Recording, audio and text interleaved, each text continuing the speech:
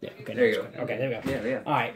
Okay. So, over the last since Ivan, we have we've hardened about 89% of our transmission structures, which are the transmission lines out coming out of the plants that go into the distribution substations. A lot of them with concrete poles, especially along Highway 98, around facilities such as the fuel depots and Niceville and things like that. So, and we also do it around hospitals too, in all the cities, just to kind of keep them ready for power systems and stuff like that. And also, since Ivan, we've almost 12% of our distribution poles, which is about 24,000, they've been hardened as well. Some of them might be concrete, but more of them are just taller poles, and they're thicker poles that can withstand higher wind speeds and things like that. So those are some of the ways that we've hardened our system. We've also, we put in reclosers, and what they do is they can sectionalize a feeder line, like in a neighborhood, to where if you've got, 4,000 people out, and an outage occurs toward the middle, and we've got a recloser nearby, we can turn that on to where the other people that aren't affected by it get their power back on faster. And that kind of sectionalizes the outage and makes it even smaller.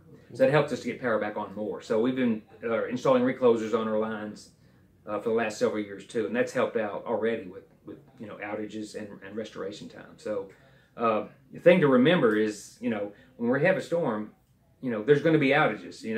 It's where we live in Florida, having the hurricanes and tropical storms. So we just are making plans to restore the power as quickly as possible, giving this hardening efforts and stuff. So we really haven't been tested yet either with these hardening efforts, because we really haven't had a significant storm hit us, since Ivan.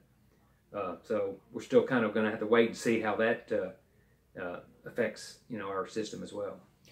Do the National Weather and Gulf Power expect to have a hurricane?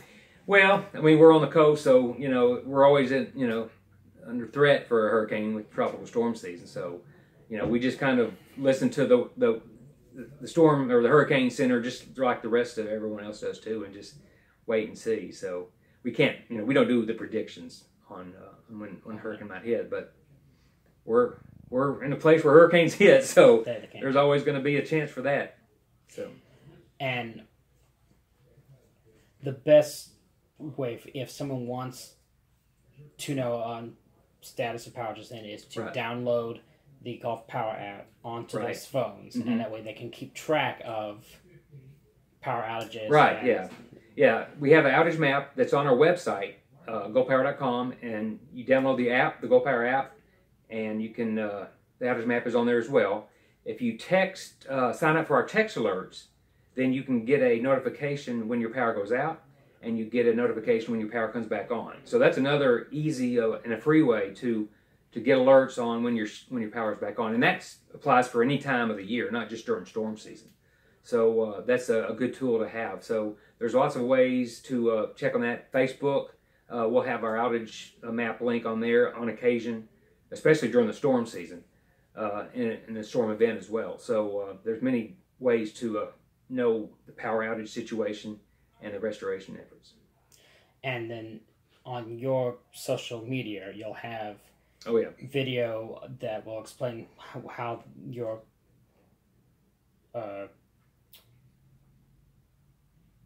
repair the process works. Yeah, we'll have infographics on how we restore power.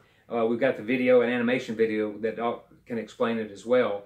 And then throughout the storms, we'll put out other information and other video on how we we get crews in to help out, how we stage materials, and other things such as generator safety, for our customers, and it kind of protects our line workers that are out there as well.